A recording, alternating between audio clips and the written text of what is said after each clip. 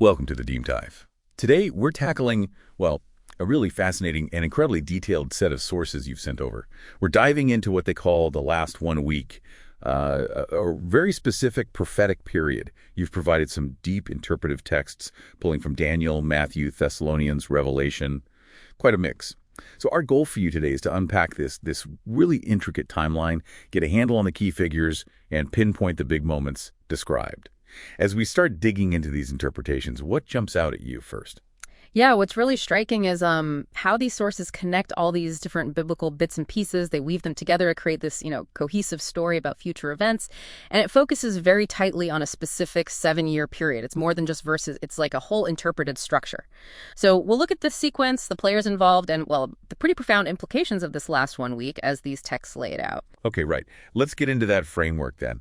The core idea, it seems, comes from Daniel 9.27, this firm covenant for 1 week, which they interpret as 7 years.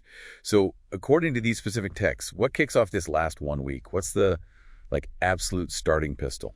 Well, these interpretations pinpoint the start with a figure they call the son of destruction, sometimes also called the abomination that causes desolation. And the key event is this figure sitting down in a physical, literal temple. That specific act, according to your sources, is what immediately kicks off the Great Tribulation, and it starts this period of forced beast worship. It's also important that they note the son of destruction causes the temple sacrifices to start for half of the week, which these texts calculate out to be 1,260 days. Wow, okay, so 1,260 days, about 3.5 years. That sounds incredibly intense. What exactly do the sources say is happening during this first half?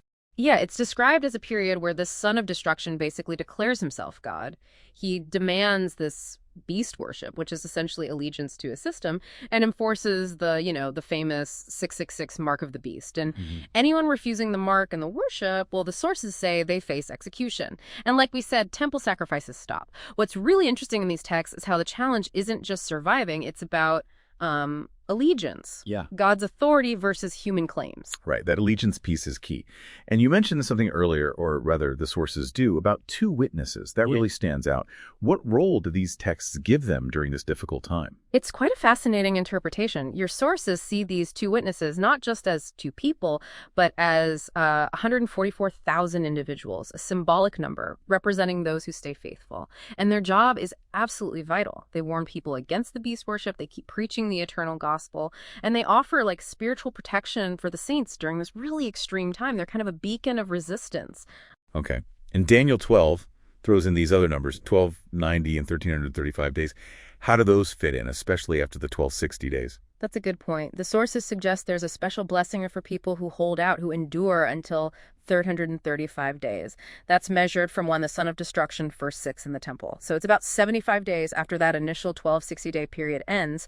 And that point, 1,335 days in, is when these sources believe the first resurrection happens, a really key transition moment. The first resurrection sounds like a massive turning point then. So how do your sources describe that? What happens? What does it mean for the faithful?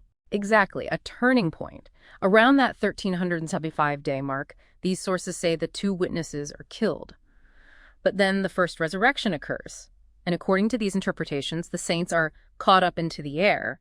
This is how they interpret the idea that the days are cut short for the elect. It lets them escape what comes next, which are the really severe 7 plagues. And that earlier idea of fleeing to the mountains, these texts often interpret that spiritually as seeking refuge in a kind of wilderness place or being under the protection of those 2 witnesses. Okay, so the saints are removed right before the worst hits. What happens then in the second half of this period after they're gone? Right after they're removed, that's when the 7 plagues are poured out onto the earth, causes huge devastation. And then, interestingly, the red beast, which your sources interpret as a world beast government, this entity then turns on and destroys the Babylonian harlot. Now, we should definitely pause here and stress this is very specific to the interpretation in your sources. These texts explicitly identify that harlot figure with what they call the Babylonian papacy, basically, a corrupt global religious power. We're just outlining what your sources argue. You understand, not saying this is the interpretation, but it's how these particular texts connect the dots. Understood. Just laying out what the sources claim. And this all builds towards some final ultimate climax. It does. The Red Beast, this world power, gathers all its armies at Armageddon for a final showdown. But right then, Jesus descends. He judges these armies. The Red Beast and the false prophet figure are cast into the lake of fire, and Satan gets imprisoned. And the ultimate endgame. New heavens, new earth, and the new Jerusalem coming down. Wow. That is an incredibly detailed sequence of events laid out there. Key figures, massive global shifts. So bringing it all together, what does it really mean for us looking at these interpretations? It seems to circle back to a core choice. Exactly. If you step back and look at the big picture these texts paint, it really puts forward a fundamental question for anyone reading them. The sources really hammer home this stark choice. Do you go along with the beast system, take the mark to save your physical life, or do you maintain that absolute allegiance to God no matter the cost? They even draw a parallel to Adam's choice with the forbidden fruit. So thinking about how these ancient interpretations frame it, what really strikes you about the nature of that ultimate test of faith?